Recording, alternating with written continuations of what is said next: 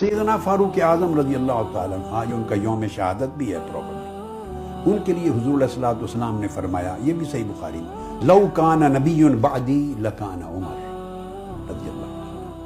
अगर नबुव्वत का दरवाजा बंद ना अल्लाह रब्बुल इज्जत ने कर दिया होता और मेरे बाद भी सिलसिला नबुव्वत अगर जारी रहना होता और मेरे बाद किसी एक ने भी अगर नबी आना होता तो वो उमर होता, मगर ला नबी जमात, अब मेरे बाद कोई नबी नहीं, नबुव्वत का दरवाजा बंद हो गया।